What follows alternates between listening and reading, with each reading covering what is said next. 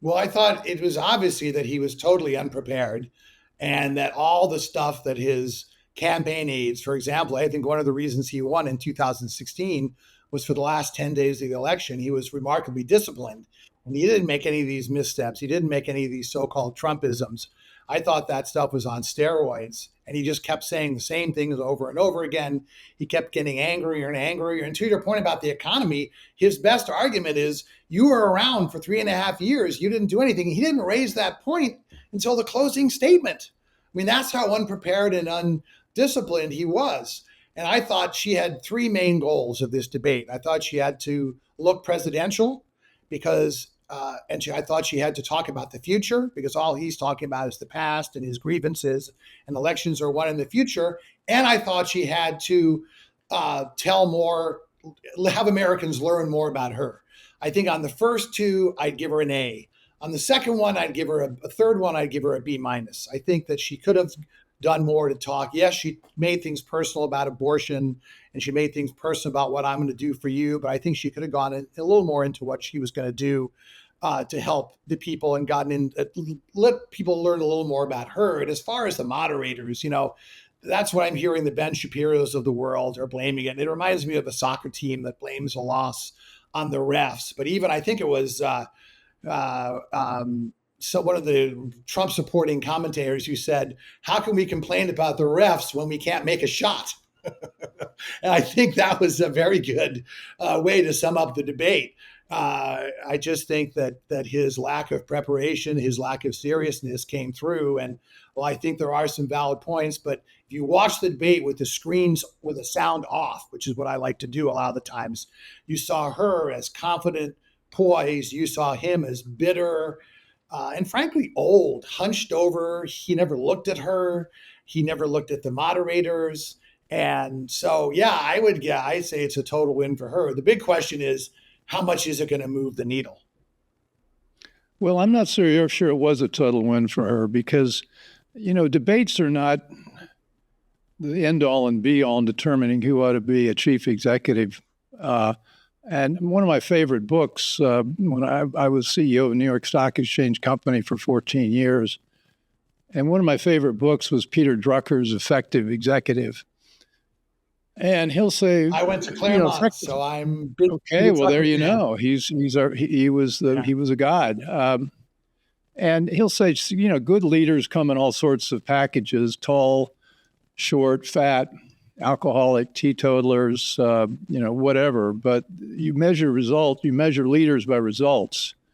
And so if you want to measure somebody by results, we had Trump, who spent 4 years in the office, and we did not get into any wars. Israel and the Middle East was quiet. Inflation was quiet. The number of jobs rose dramatically. Household incomes rose dramatically.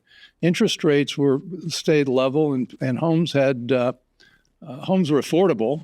And you just can't really read a paper nowadays without seeing people complaining about all of those things. And Biden-Harris has gotten us into wars in at least 3 theaters, and none of them are going well.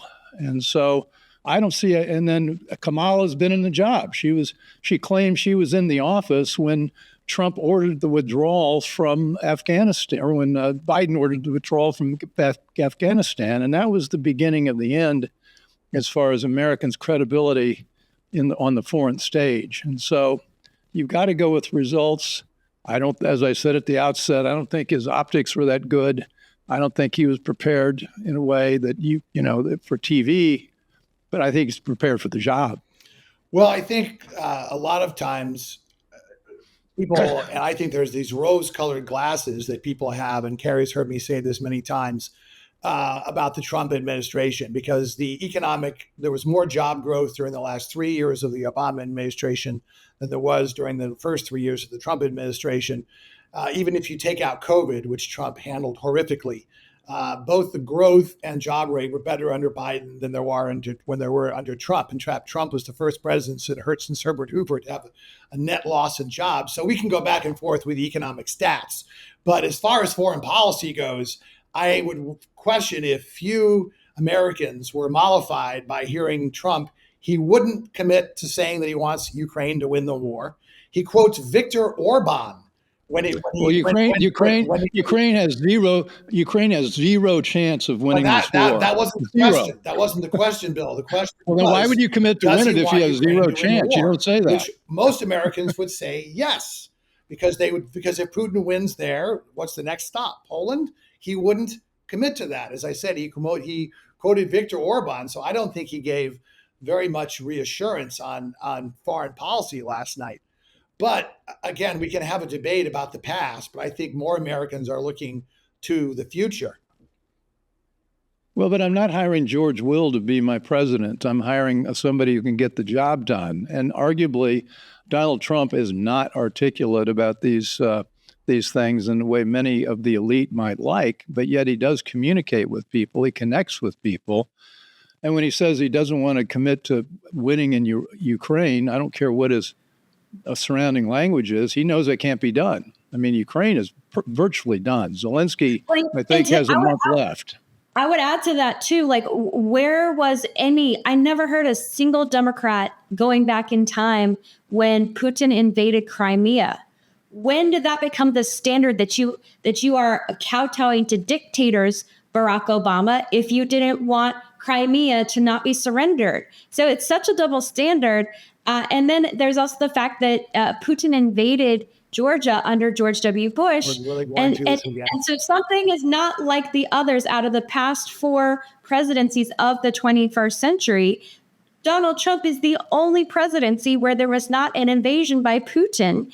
And when Trump is bringing some realism here to say 3 out of the 4 of my, cohorts here, there has been some, I'm not excusing Putin at all. I think it's heinous.